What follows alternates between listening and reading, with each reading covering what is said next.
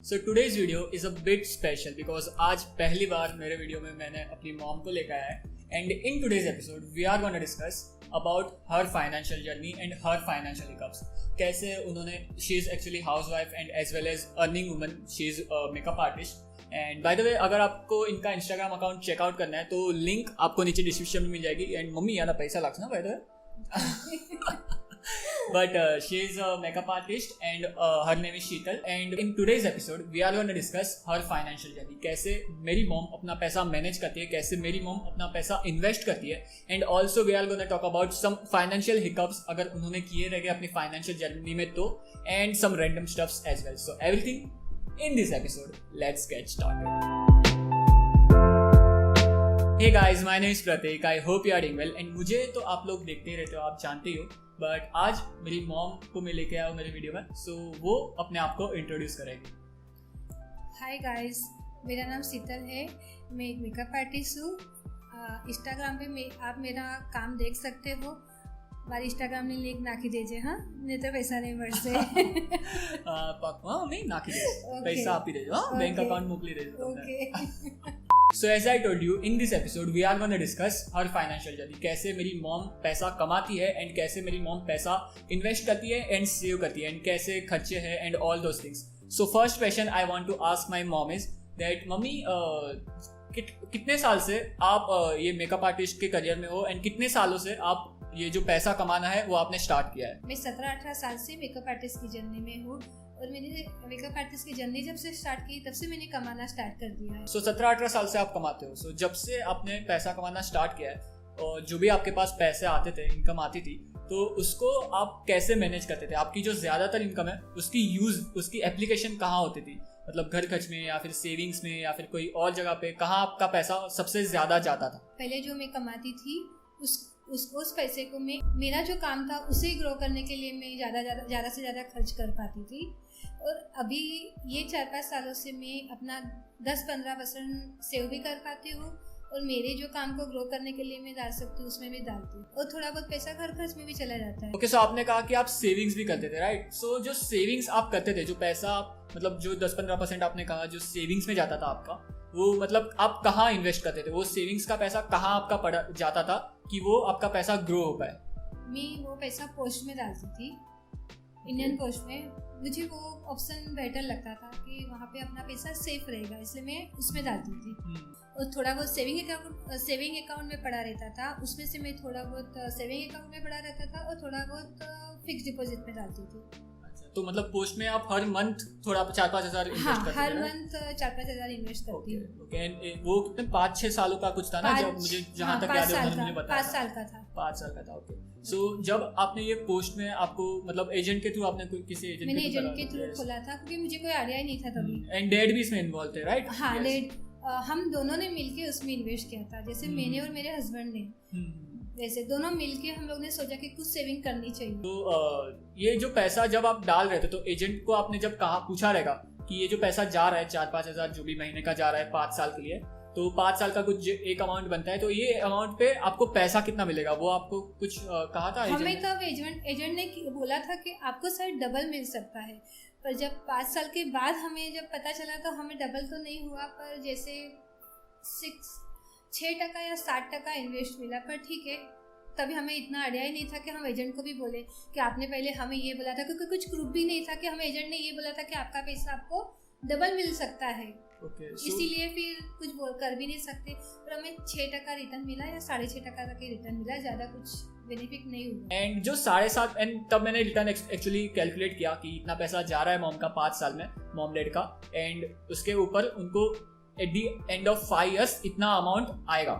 सो मैंने जब कैलकुलेट किया तो अप्रॉक्सीमेटली 7.5-8% का रिटर्न निकल रहा था.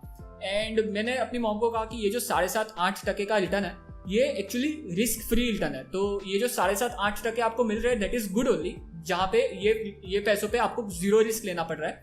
बट अगर मैं आपको कहूँ कि ये आपको मैंने समझाया था, राइट, दैट अगर मैं आपको कहूँ कि थोड़ा अगर आप risk low and long term के लिए इन्वेस्ट करो, जहाँ पे आपने ये पोस्ट में 5 सालों के लिए इन्वेस्ट किया है, उसके बदले अगर आप स्टॉक मार्केट में एकदम सेफेस्ट जो इंडेक्स फंड रहता है उसमें आप ये सेम 4-5 हज़ार का अमाउंट डालते लॉन्ग टर्म के लिए, लाइक 7+ years के लिए, 7 to 10 years के लिए, तो आपको अप्रोक्सीमेटली के 13% के आसपास रिटर्न्स मिल सकता था। मैंने प्रतीक की बात सुन के थोड़ा बहुत पैसा, जैसे मेरे पोस्ट के 6-7 महीने बाकी थे, तो मैंने फिर प्रतीक की बात सुन के थोड़ा बहुत स्टॉक मार्केट में डालने लगे, क्योंकि प्रतीक ने मुझे बोला था वहाँ पे आपको 12% इन्वेस्ट मिल सकता है। मतलब बेसिकली मैं 6-7 महीने बाकी थे, तो 6-7 महीने जो 4,000-5,000 जा रहा था पोस्ट में वो भी जा रहा था, और 6-7 महीने में वो बंद हो जाने वाला था। सो मैंने उनको कहा कि ऊपर के 3-4 हज़ार आप एक काम करो, इंडेक्स फंड में डालने लगो, जहाँ पे सेंसेक्स के इंडेक्स फंड में मॉम का पैसा जाता था। तो 4,000 पोस्ट में जाता था जो 6 महीने में बंद हो जाएगा, एंड ऊपर के 2-3 हज़ार जितने मॉम इंडेक्स फंड में डालती थी, जो SIP के थ्रू ही इंडेक्स फंड में जाता था उनका पैसा, सो वो जाता था। एंड देन 6 महीने बाद जब ये पोस्ट का पैसा भी जाना बंद हो गया, तो I told my mom that एक काम करो, जो पैसा अभी आपका बच रहा है 7-8 हज़ार जितना आप सेव कर सकते हो, तो दोनों में हम इन्वेस्ट करते थे। तो पहले 3-4 हज़ार जो इंडेक्स फंड में जाता था वो भी कंटिन्यू है, and then Parag Parekh long term जो फ्लेक्सी कैप फंड है उसमें नाउ 3-4 हज़ार और जाता है। अब हम दोनों हस्बैंड वाइफ मिलके एक ही अकाउंट खोला के हम दोनों मिलके उसमें 5,000 या 6,000 के आसपास हम इन्वेस्ट करते हैं। तो मतलब 3,000 इंडेक्स फंड में जाता है and 3,000 now Parag Parekh flexi cap fund में जाता है। एंड ये दोनों पैसा मैंने मॉम को कहा कि ये दोनों पैसा का आपको लाइक नियर फ्यूचर में जरूरत नहीं है ना, तो उन्होंने बोला कि नहीं, मतलब 7 साल के पहले आपको ये जरूरत नहीं है। यस, सो ये जो पैसा जा रहा है वो लॉन्ग टर्म के लिए जा रहा है, 7-10 साल के बाद ही इनको ये पैसों की जरूरत पड़ेगी। And also as we all know that market थोड़ा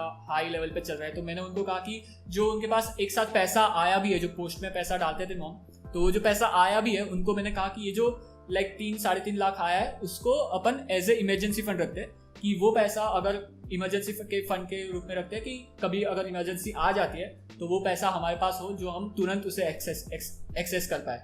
सो इस तरीके से वो जो 3-3.5 लाख आया वो ऐसे पड़े, एंड देन जो ऊपर का 6-7 हज़ार जितनी SIP उनकी चल रही है इंडेक्स फंड में, and also Parag Parekh flexi cap fund में। एंड एक क्वालिटी मुझे इनकी बहुत ज्यादा पसंद है गाइज, विच इज ये मतलब कभी ऐसे चेक भी नहीं करती, उनको पड़ी नहीं रहती कि ये पैसा मतलब जा रहा है तो कैसा कर रहा है वो पैसा, मतलब उनको पता है कि हाँ लॉन्ग टर्म के लिए हर महीने 6-6.5 हज़ार जितने जाते हैं मेरे बैंक अकाउंट से कट हो जाते हैं, एंड वो इंडेक्स फंड में एंड पराग पारेख फ्लेक्सी के फंड में इन्वेस्ट हो जाते हैं। But she never want to like see and check कि ये जो पैसा जा रहा है मेरा 1.5-2 साल से वो मतलब कैसे ग्रो हो रहा है, क्या रिटर्न्स मिल रहे हैं। कभी once in a blue moon उनको याद आ गया कि अरे देखने तो दे क्या इन्वेस्ट हो रहा है, क्या रिटर्न्स मिल रहे हैं, तो वो कभी कभी देख लेती है। एंड ये एक क्वालिटी मुझे इनकी बहुत ज्यादा पसंद है कि जैसे हम लोग वी यंगस्टर्स को बहुत आदत रहती है कि यार जो हमारे स्टॉक होल्डिंग्स है, जो पोर्टफोलियो है, जो इन्वेस्टमेंट्स है, हर रोज 3-4 बार देखने की वो तलब रहती है कि कैसे चल रहा है, क्या हो रहा है, क्या नहीं।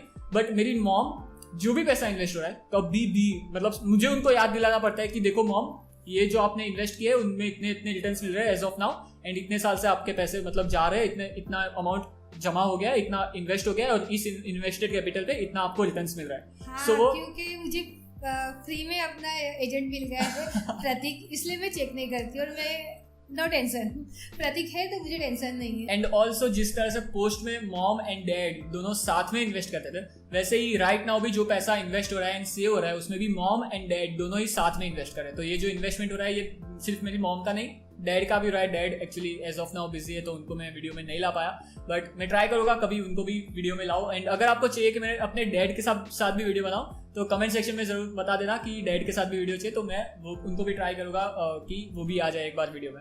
एंड ऑल्सो लाइक करना मत भूलना इस एपिसोड को please. Okay, so this is about her investments, ऐसे मेरी मॉम का पैसा इन्वेस्ट होता है। And now I want to ask her the next question, जहाँ पे आई वांट टू आस्क कि आपने कभी अपने पैसों के साथ कोई गलती की है कि ये गलती हो गई मेरे से अपने पैसों में इन्वेस्ट करने के या फिर पैसों को मैनेज करने के लिए? ऐसी कोई गलती तो नहीं हुई मुझसे, क्योंकि पहले इतनी इनकम थी ही नहीं। पहले जो इनकम थी वो घर खर्च में, खुद के काम को ग्रो करने में, उसी में चली जाती थी। हाँ, ये 5-6 साल से जब मैंने सेविंग करना स्टार्ट किया तो पोस्ट में डाला था।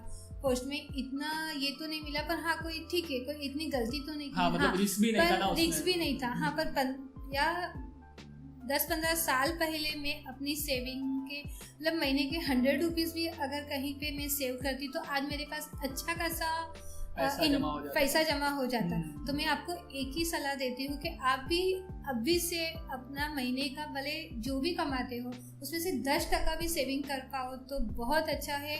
जो गलती मैंने की कि इतने सालों तक मैंने कुछ ध्यान ही नहीं दिया अपनी सेविंग करना या जो भी है, पर आप खुद ध्यान दो कि आप अभी से अपना जो भी कमाते हो उसमें 10% तो सेविंग करो कि आगे फ्यूचर में आपको कोई प्रॉब्लम ना हो. Okay, so the last question I want to ask my mom, and this is a bit funny question, कि अगर मम्मी आपको 1 करोड़ रुपए की लॉटरी लग जाए, कल आप उठो और आपको पता चला कि 1 करोड़ रुपए आपके बैंक अकाउंट में आ गए, तो मतलब वो पैसों का आप क्या करोगी? मैं बॉम्बे में अपना एक अच्छा सा घर जो 1 करोड़ के बजट में आए वो ले सकती हूँ मैं. 1 करोड़ के बजट में मम्मी घर लेगी. एंड ऑल्सो 1 करोड़ की लॉटरी मिलती है ना, तो वो स्पेकुलेटिव इनकम में आती है, तो उसमें से 35 लाख जितना तो आपको गवर्नमेंट को देना पड़ता है, बिकॉज वो टैक्स में चले जाता है. तो जो भी बचता है उसमें से ले लूंगी, छोटा सा घर ले लूंगी, मॉम पर को घर ही घर ही लेना है मुझे. Okay, so this is it guys, and I want to ask my mom that अगर कोई फाइनल थॉट्स, एक्चुअली जो मेरी ऑडियंस है उसमें से ज़्यादातर ऑडियंस 20 to 34 ईयर्स की एज में ही है ज़्यादातर ऑडियंस, तो उनके लिए अगर आपको कुछ मैसेज देना है आपको. ओके गाइस, आप अपना ध्यान रखना, आप जो भी कमाते हो उसमें से 10% अभी से सेविंग करना, और हाँ, आप जो भी कमाते हो आपकी कमाई अच्छे से सही जगह पे यूज़ करना, क्योंकि कमाने में बहुत मेहनत लगती है. हाँ, इसीलिए मतलब कहीं भी ऐसे मत डाल देना, पर हाँ, आप 10% तो सेविंग करना, पर सोच समझ के कहाँ आपका पैसा ग्रो होने वाला है, कहाँ मतलब रिस्क नहीं है, वहाँ पे उस जगह अच्छे से सोच समझ के ही आप सेविंग करना. मैंने जो गलती की वो गलती आप मत करना. आपका पैसा अभी से सेव कर, जितना जल्दी हो सके उतना सेव करना स्टार्ट कर देना. एंड लाइक से सब्सक्राइब करवा दी कभी वीडियो करता नहीं लोगों को. एंड लाइक और सब्सक्राइब करना मत भूलना. Thank you. Okay, so that is it guys for today's episode, and like and subscribe. मेरी बात सुन के नहीं, मेरी मॉम की बात को सुन के तो एटलीस्ट कर ही देना. एंड ऑल्सो मिलते हैं ऐसे किसी नए एपिसोड में, तब तक के लिए गुड बाय.